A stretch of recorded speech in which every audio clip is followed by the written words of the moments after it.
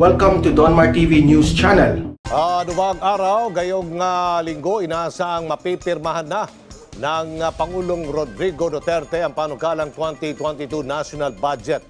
Lain kasi ng Pangulo na agad na magtutuloy-tuloy ang pagtulong at agad na maibalik sa normal ang pamumuhay ng ating mga kababayang hinagupit ng Bagyong Odette. Pinamamadali na ni Pangulong Rodrigo Duterte ang pagsasapinal ng panukalang 2022 National Budget. Ito ay bilang iba yung pagtugon na rin sa naging epekto ng Bagyong Odette, gayon din sa COVID-19 pandemic. Ayon kay Senator Christopher Bongo, nais ng presidente na tuloy-tuloy ang maging pagtulong ng pamahalaan sa ating mga kababayan sa gitna ng mga hamon sa bansa ngayon. Gusto rin anya ng Pangulo na maibalik sa normal ang pamumuhay ng mga tao sa lalong madaling panahon. Sa programang public briefing Laging Handa PH, ibinahagi naman ni Acting Secretary Tina Rose Maricanda ng Department of Budget and Management na anumang araw ngayong linggo, inasang mapipirmahan na rin ni Pangulong Duterte ang pagbansang pondo. If I'm not mistaken, it's going to be signed. So, yung items naman to be vetoed, ang naaalala ko lang yung parang isa lang Pero sa isang pahayag sa media, iginiit ni Senate President Vicente Soto III na hindi tuloy ang budget signing bagamat wala pang kumpirmasyon ukol dito ang Malacanang. Anumang mangyari, pagtitiyak naman ng TBM, hindi maaantala ang paglalabas ng pondo ng gobyerno para sa calamity response sa mga lugar na tinamaan ng Bagyong Odette. Meron na tayong na-release nung Biyernes na 1 bilyon para sa mga local government unit. Maglalabas pa kami ng 1 pang bilyon na instruction din niya. Tapos maglalabas din kami bago matapos ang taon ng 4 na bilyon para ayuda para sa mga local government units na ipapahatid naman nila sa mga mamamayang naapektuhan ng Bagyong Odette. Yung initial list, mga kababayan, na pinalabas ng Commission on Election, 15 of them, ang sabi, ito yung initial list niya of, nag-trim down na sila ng mga presidential candidates. Ang hindi ko maintindihan, yung isang Marcos, hindi nila tinanggal. Nakasama siya pa doon sa lista that supposedly, mga kababayan, should be stricken down and considered as nuisance candidate. Isinama nila. So, I think may masamang motibo, mga kababayan, ang ilan. Or could be, kailangan ayaw ko mag-isip ng masama Ayaw ko mag-isip ng masama. Kaya lang, siyempre, nakakaduda. Iniintay siguro si Bongbong Marcos, the camp of Bongbong Marcos, mga kababayan, na mag-file ng petition to declare Aurora ba yun? Hindi yata Amelita That lady na Marcos na nag-file ng kandidatura, basta lang nag-file, wala man siyang partido, wala siyang from nowhere.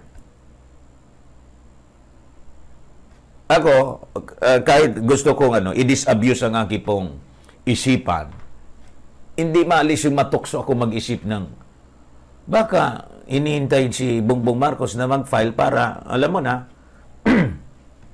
kasi pag inalis yun, di wala ng binta. Pag outright inalis, pero kung halimbawa ay petition pa, tawagan mo muna si tawagan mo nga. Hello, Commissioner, ba't hindi ninyo inalis yung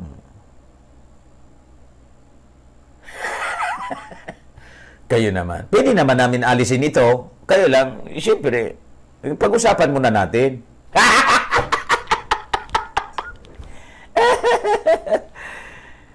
Yung tumawag sa akin po, sabi sa akin, Mr. Maravillas, i-discuss mo nga. Kasi tingin ko naglalaro yung Commission on Election. O could be, baka may iniisip na masama yung ibang kampo na isama siya sa official candidates so that para mag-plan B, pag nakasama siya, mahatian niya yung ako hindi ko maniisip na ganon, na imagine mahati. Pero that's, it could reduce the votes for Bongbong Marcos. Ang dami niyan mga spoiled ballots, stray votes. Di ba? Lalo na maraming mga akala niya Bongbong Marcos yung binoboto. Ito pala, yung isang Marcos. O, di ba? So, pag nangyari yon, ang daming masasayang na boto kay Bongbong Marcos, then possibly, manalo, mga kababayan, isang dilawan ang manalo. And it could be set up. Talagang set up niya, intention niyang ganon. Unless magreklamo si Bongbong Marcos. Pero I think naman, the camp of Bongbong Marcos, his lawyers, mga kababayan, so aware sa presence ng isang nuisance candidate. From the very beginning, it could be, mga kababayan, designed or it is a planted candidate, mga kababayan, para mahati yung boto ni Bongbong Marcos, mapunta doon yung. Di ba? Pag nasayang yung boto ni Bongbong Marcos, kung sino yung sumusunod, in this case, sa survey, sumusunod si Lomi. So, di kaya mga kababayan, yung mga backers ni Lomi, mga funders ni Lomi, mga kababayan, yung ang nagpundo, ang nagtanim ng, di ba? Hindi malayo. Presi Castillo, maraming salamat po. 2,440 yen. Happy birthday, Sir Dan. Stay safe always and God bless. Red day ko niya ngayon, mga kababayan, kasi alam naman ninyo na birthday ko ngayon siguro, kaya kapon pa tayo pulang-pula. Champion na naman po si Bongbong Marcos, oh. Yan lang yan talaga. Matindi. Ay, asa na yun? Ang saya-saya naman yung mga Marcos loyalists. Anong grupo to? Okta? The same ba? The same group siguro to ng yung Octopus? Uy, talaga. Pati yung survey ng mga kandidato po, pinasok na rin ang Octopus. Yan, mga kababayan, Okta Research Poll Survey, December 7 to 12, 2021. The survey has a sample size of 1,200 with positive 3% or plus 3% and minus 3% margin of error. Because I knew. Kapasko-Pasko, mga kababayan. Katatapos pa lang ng Pasko. Pero ito na, mga kababayan, ang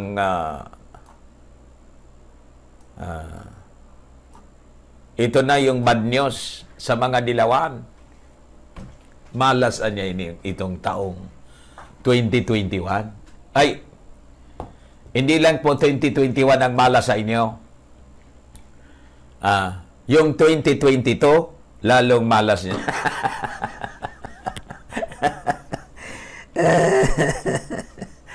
Tingnan ninyo, mga kababayan, ito. Marcos, 54%. Tumaas pa si Bongbong Marcos. Di ba 53 siya? Doon sa Pulse Asia. Tapos 20 si Lomi. 14% na lang.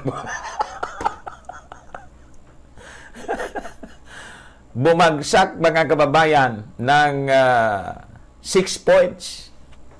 14% na lang si Lomi, oh. Sabi ko sa inyo, ay, Marcos, sabi mo, showdown. Ganyaman natin, mga kababayan, ng todo. Marcos, yung spokesman ni Lomi, nasaan ang showdown dito? Tama yung analysis ni Larry Gadon. Ang showdown niya, hindi man sa number 1. Ang showdown,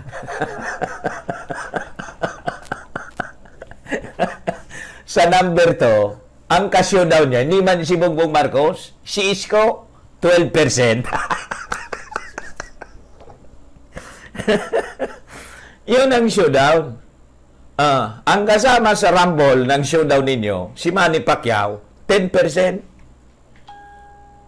Si Ping Lacson naman, si Abilia tapos si Di Guzman, showdown naman sila doon sa dulo.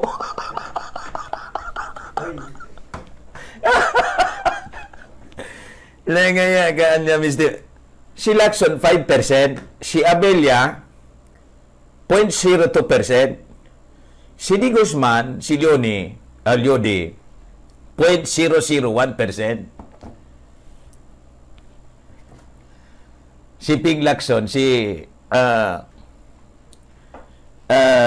Senator Ping, mga kababayan, may ikuha na rito sa amin. May mga tarpaulin na. Simula na siya magtarpaulin. Si Lomi, may tarpaulin po. Ang dami kay Lomi. Si Bicol ito. Si Bongbong Marcos, wala. Di man gumagalaw si Bongbong Marcos dito, mga kababayan, na magpatarpaulin. Sa headquarters niya rito, mayroon. Uy,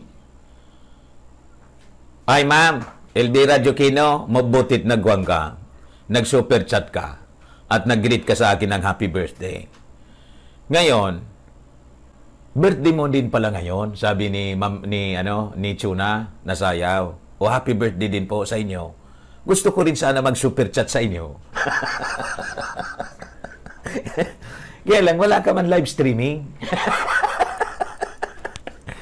Kaya, di ko man magawa na mag-super chat sa iyo. Ikaw lang yan ang mag-super chat sa akin kada birthday ko. Di ba?